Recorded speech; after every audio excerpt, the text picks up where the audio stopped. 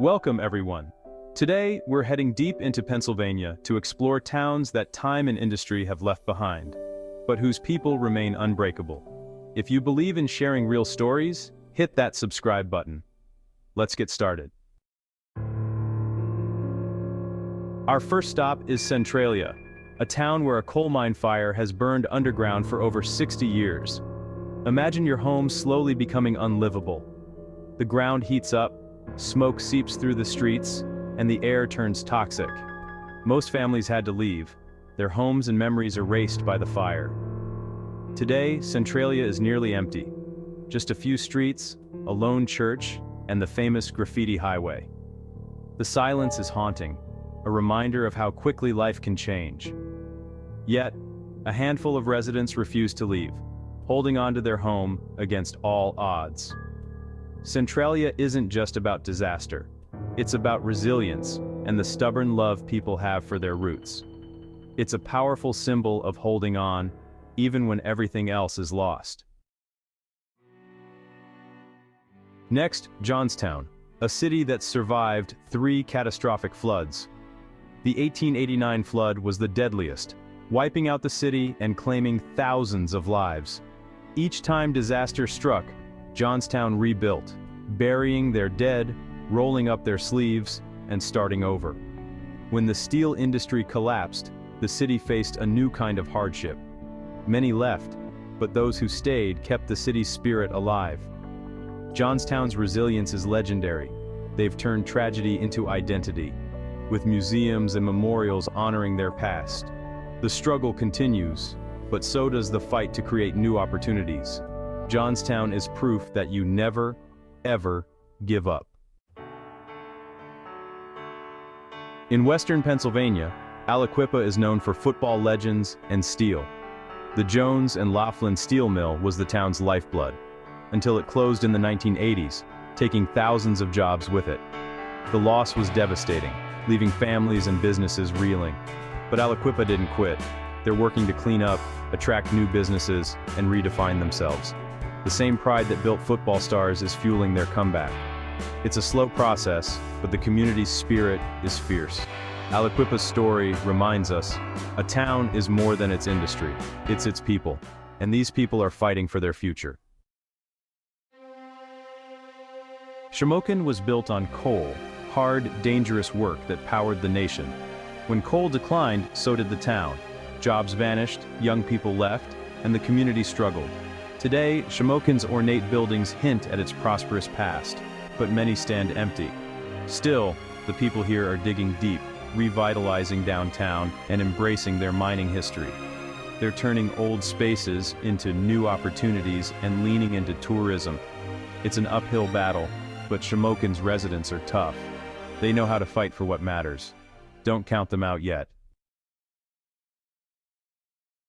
McKeesport, once Tube City, thrived on steel and a booming population. When the mills closed, the city lost its heart, jobs disappeared, and the population plummeted. Now, grand old buildings sit vacant, and empty lots mark where homes once stood. Poverty and blight are daily realities. But the fight isn't over. Community groups and local leaders are working to clean up and attract new investment. The people who remain are proud and determined to write a new chapter. McKeesport's story is about resilience in the face of loss. They're holding on, and they're not done yet. Chester, just outside Philadelphia, is often defined by its struggles, crime, poverty, and decline. But Chester is also Pennsylvania's oldest city, with a proud industrial past. When shipbuilding and manufacturing left, so did the jobs, leaving deep scars. Yet, hope persists. Community leaders and residents are working tirelessly to rebuild. Small businesses, youth programs, and grassroots efforts are making a difference. Chester's spirit of resilience is real, far stronger than the headlines suggest. This city is fighting for a brighter future. Duquesne was once home to the legendary Dorothy 6 steel furnace. When the mill closed, the town lost its lifeblood. Population dropped, and poverty soared. Main Street is quiet now, but the people haven't given up. Efforts are underway to redevelop the old mill site and bring new life to the riverfront. Those who stayed are fiercely loyal, determined to see Duquesne rise again. It's a tough road, but their spirit is unbreakable. Duquesne is forging a new path, one step at a time. Farrell's story is written in steel. Sharon Steel was the heart of the region. When the mill closed, jobs vanished and families moved away. The town faced adversity, but the community's spirit endured. Residents are working to diversify the economy and clean up old industrial sites. They support each other and hold on to hope for the next generation. Farrell's grit and pride are unshakable. They're determined to build a brighter future. Braddock, next to Duquesne, was once a thriving steel town. Now, it's a symbol of post-industrial struggle. The population dropped by 90%, and entire blocks were abandoned. But a new generation saw potential in the ruins. Former Mayor John Fetterman brought national attention with bold efforts to revitalize the town. Artists, urban farmers, and entrepreneurs are building a new community. Braddock's story is about reinvention, honoring the past but not defined by it. The struggle is real, but so is the spark of hope. Braddock is one of the most interesting comeback stories in Pennsylvania. Monessen was a classic steel boomtown, until the mills closed and the population shrank. Vacant buildings and blight are everywhere, and the city's finances are strained. Opportunities for young people are scarce, and many leave as soon as they can. But the community's pride runs deep.